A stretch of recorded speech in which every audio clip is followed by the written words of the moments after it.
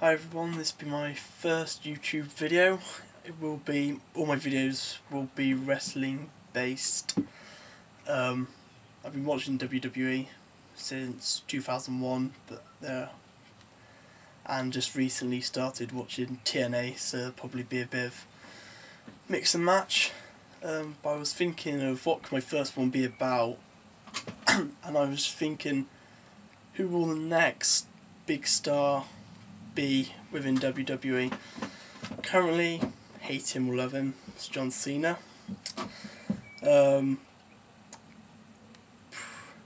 not going to go on and try and cause a squabble about John Cena, but I'm thinking who I would personally pick as the next superstar would be Dolph Ziggler. Yes, he currently is a heel at the moment. I do believe there could be a face turn come around the corner with him splitting from Swagger and Vicky Guerrero, possibly, or especially they teased it on Raw anyway. To me, he has everything. You know, I've been listening to him on the mic, and you know, it's quite hard to say who's really got great mic skills with this new generation of wrestling. They all seem to be, you know, a bit scripted. Nothing original like we used to have, but you know, you listen to Ziggler where it's on YouTube or it's just in the ring, I reckon he should have more mic time, because he certainly is one of the better mic workers. His wrestling, you know, he's got range, his in-ring ability covers a range, and he's quite an intense wrestler, you know, which is good. He's got this show-off gimmick, cheesy but effective in my opinion. And you know, as for his moveset, you know, it's, as I said, it's got a range of different moves. But what's even more impressive is probably how he sells his opponent's moves. I mean, you can watch any YouTube video and type in Dolph Ziggler sells so and so, whether it's a bro kick, a spear, a monkey flip. You know, Ziggler makes it really worth watching. Given the time, I could really watch him for a half an hour match or anything. He's got charisma. To me, Dolph Ziggler's got everything. And you look at some of the big names of the past who started Hill. You know, Shawn Michaels is the one that I keep drawing comparisons to. You know, I'm not saying he's like Shawn Michaels at this stage of his career. You know, Shawn Michaels built a legacy, but he started off as a heel, Michaels did. A bit like Vicky and Dolph, you could compare it to Shawn and Sensational Sherry, with the whole managerial, and they breaking off. You know, Ziggler's been both US and Intercontinental Champion. HBK started off with the Intercontinental Championship. Made his way up to me. I struggle watching Raw and SmackDown. I don't really find them that easy to watch at the moment. But I'm not going to go. I'll probably go into that in a future video too. But Ziggler, you know, you can make guys like Mason Ryan, who I find extremely unbearable to watch most of the time, but he just makes those sort of guys look really effective. The point is, they need to, choose a top star and build them up in time, because one is, Cena cannot be at the top forever, and to me, WWE rely a bit too much on John Cena. Especially Cena will be at SmackDown tapings to try and boost ticket sales or something like that. You know, he's a top merchandise seller. You know, the kids love him, but you know, nothing can last forever. And you got just look at the transitions in the past. You know, I look at WrestleMania 13. You know, Bret Hart obviously turns heel, double turn obviously. Austin comes face, but that sort of scenario was sort of Bret giving the torch to Austin, in my opinion. And yeah, the sort of thing I also like to refer to late 1999, when obviously the two top guys was feuding at the time. You had Austin as the face, and you had the Ministry of Darkness, Corporate Ministry, Undertaker as a heel.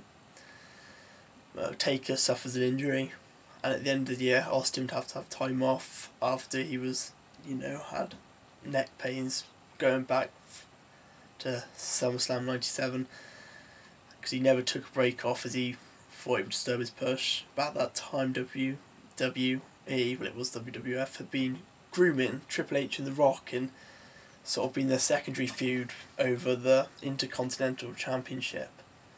So when they had gone, they could step up to the mark. And to me, Ziggler's one of those guys who he's been groomed up so far, but we also know that WWE can drop the ball on them, which has happened. People like Swagger, former World Heavyweight Champion, you could probably arguably say about The Miz now. Guys that I also think, people like Alex Riley, guys who given the spotlight for very little bit and dropped down, which, I don't believe is quite right, and don't want to make sure that happens with Ziggler. As for top heel, I think it's easier to pick out heels who are younger. There's already that problem with picking heel. To me, the most distinctive top heel could be Cody Rhodes. Big fan of Cody. Again, he's a guy who's part of a former tag team. People said Ted DiBiase will be the one who gets the push. Well, they both had like mid-card. After that, we had Dashing Cody Rhodes.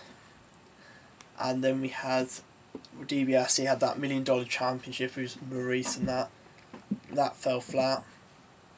Cody Rhodes stayed with this mid-card thing until, obviously, was it 2010, wasn't it, when Rey Mysterio? And then Cody had the mask, and then he got the Intercontinental Championship. He held it for a significant amount of time. To me, he did make that bring prestige back to the Intercontinental Championship. So to me, and now his mic skills are pretty impressive. Again, another one who I can listen to on the mic. And again, I think he could certainly be a top heel of the business, and I hope to see him get a WWE Championship feud with CM Punk. Well, that's what they're saying anyway. Another thing with Ziggler is Wrestling Observers continually praise how Ziggler deals with big matches.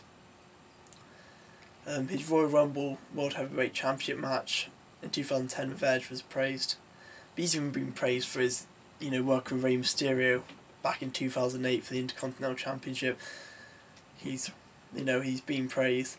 The point is, those two would be my top picks to be the top face and top heel. I think that's something worthwhile because, Cena and Orton both probably go.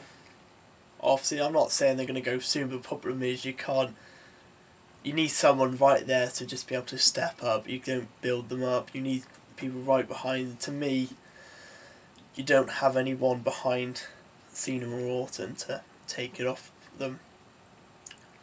And I would like, see Ziggler as the top guy, as I think he deserves it. Anyway, feel free to comment on this video. I'll hope to do another one soon. See you.